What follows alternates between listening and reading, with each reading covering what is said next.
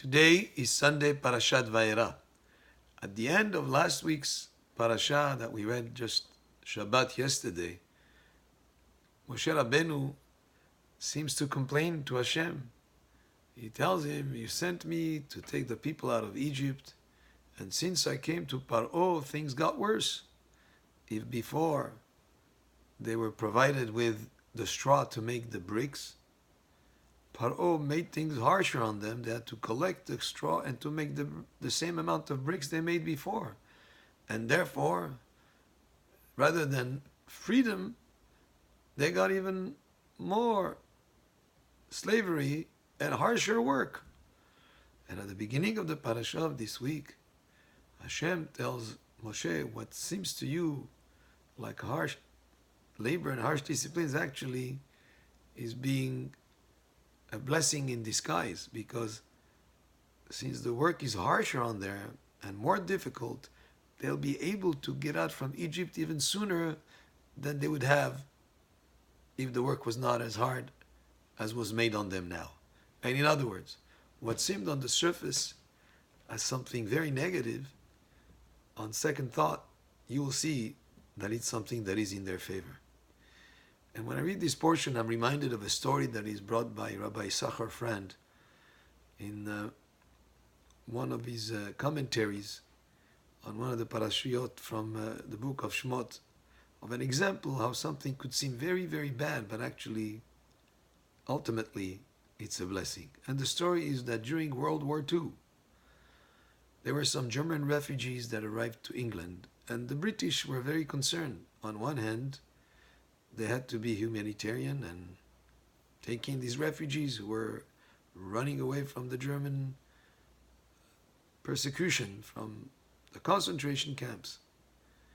And on the other hand, they were concerned that maybe amongst these German Jews were maybe some spies against the British. So they wanted to send these Jewish refugees to as far away as possible. And they put many of them on this boat and sent them over to Australia.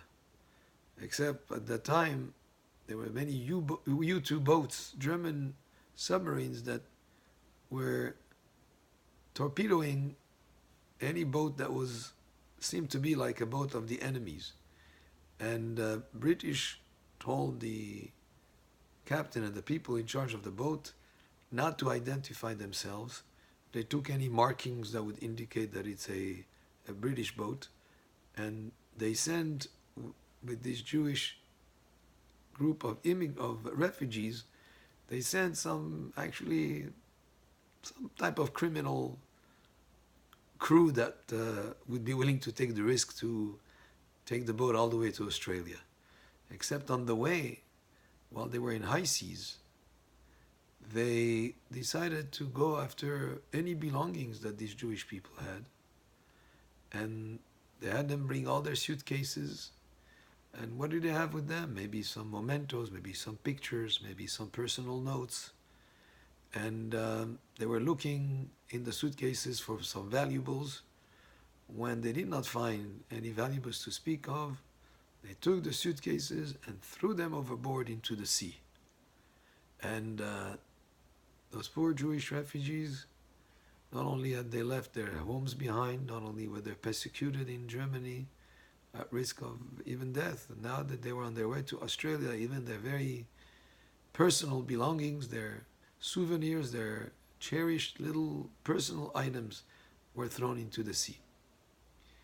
And they made it eventually to Australia. Many years later, about 40 years later, in the 80s, there was an expedition that was looking under the sea, and they found a sunken U-2 boat from Germany that happened to be still in good shape. And they were able to go in. There was a submarine, and they were able to find things that are intact. And one of the things that they found in that boat was a diary that the captain kept, and the Germans were very pedantic about every little detail. And this is what the diary said in short. At so and so time, they noticed a boat They tried to make radio contact, and there was no answer. They figured that it must be maybe an enemy boat, and they had instructions from headquarters that any boat that does not answer, does not identify itself, there is a chance of it being an enemy boat, to just torpedo it and make it sink. And just as they were ready to send a torpedo, the captain records this in his diary. They noticed that there were some belongings, some suitcases floating around the boat. They sent some frogmen to check out what it was, and the frogmen came back saying that what they found is some notes written in German and some German souvenirs, and therefore it must be a German undercover boat. And the captain says how thrilled they were to find those suitcases. So obviously they're thinking that this is a German boat, and at the last moment they avoided sending a torpedo to sink the boat. Now, the group of Jewish refugees arrived to Australia. They had no idea about the risk and the danger that they were facing with that U-2 boat ready to torpedo them. In their mind, it was a very sad event of having even their personal belongings, their meager personal items of sentimental value thrown into the sea. What they didn't realize is actually that's what saved them. And the community in Australia went to become a very important Jewish community these days. And that group of refugees, what seemed to be a calamity, was actually a great blessing in disguise. And there are times that things happen. We think they're bad, but actually, ultimately, they turn out to be good down the line. We just don't see it right at that moment. So what happened with Paro, when he made the labor even harsher on them, and Moshe Rabbeinu thought how horrible that is, actually was a blessing in disguise, because of it being harsher, they were able to get out of Egypt even sooner.